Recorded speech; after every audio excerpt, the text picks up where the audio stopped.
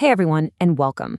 If you've ever written even a single line of code, you've definitely worked with text. But have you ever really stopped to think about how your computer actually handles the words you see on the screen? Well, today, we're digging into one of the most fundamental concepts in programming, the two main ways computers store and manage text. So let's start with the big question. Deep down, computers are just ridiculously fast number-crunching machines. They think in ones and zeros, right? So how on earth do they make any sense of your name, a password, or even this very sentence? That's the puzzle we're going to solve today. All right, here's our game plan. First, we're going to look at the core challenge itself. Then, we'll dive into the original solution that programmers came up with, character arrays. After that, we'll check out the modern upgrade, which is string objects. We'll put them head-to-head to see how they stack up, and then, most importantly, we'll figure out how you can choose the right tool for the job. Okay, first up, the core challenge. Storing something as simple as a name seems totally trivial to us humans, but for a computer, it's actually a real puzzle that needs a very specific and systematic solution. So here's the bottom line. A computer needs a reliable way to take all our individual letters, numbers, and symbols and just line them up in a specific order in its memory. That sequence is what makes up our words and sentences. And the very first attempt to solve this was, well, it was very direct and very manual. So how did the pioneers of programming solve this problem? They came up with something called the character array. The best way to think about it is like having a set of letter blocks. You get a tray, and you have to place each letter block into that tray, one by hand.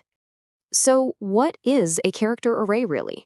It's a collection of characters with a fixed size. And that's the first key takeaway. You have to decide its maximum length up front, and it can't change. They're also stored consecutively, which just means they're all lined up right next to each other in memory. It's direct, it's low level, and it is very, very hands-on. And when I say hands-on, I am not kidding. First, you have to declare a size, and you basically have to just hope you made it big enough. Then, you put your characters in, one at a time.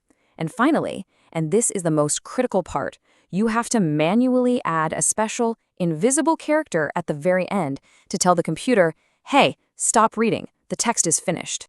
Yeah, that special little character is called a null terminator, and it is absolutely crucial. If you forget to add it, the computer has no idea where your text ends, so it just keeps on reading whatever random junk data happens to be sitting next in memory. And let me tell you, this one tiny mistake has been the source of countless frustrating bugs, and even major security holes for decades. All of that manual work, all those potential bugs, it naturally led developers to ask, couldn't this be better? And the answer was a huge yes. It came in the form of a major upgrade, the string object. I like to call it the smart container. So after all that talk about guessing sizes and remembering invisible characters, I have some good news for you. There is an easier, safer, and just much more modern way to handle text in pretty much every programming language today.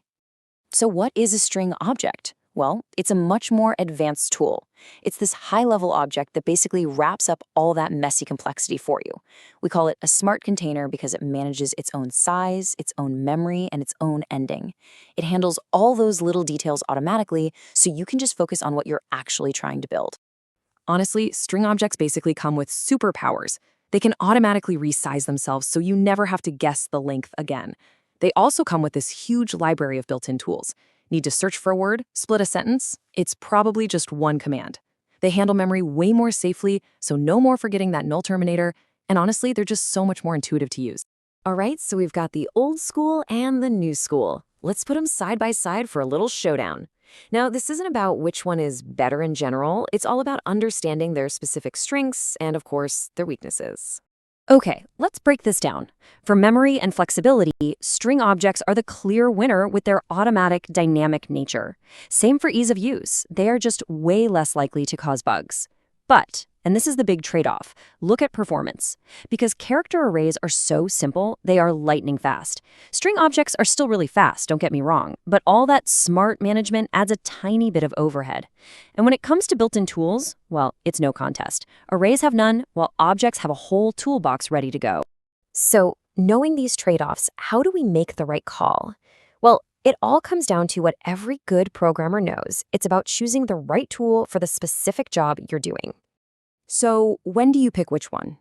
You reach for a character array when absolute raw speed is your number one goal, Or maybe if you're working in a super low-level environment, like programming a tiny microcontroller, where you need total control over every single byte of memory. And for almost everything else, you're going to use a string object.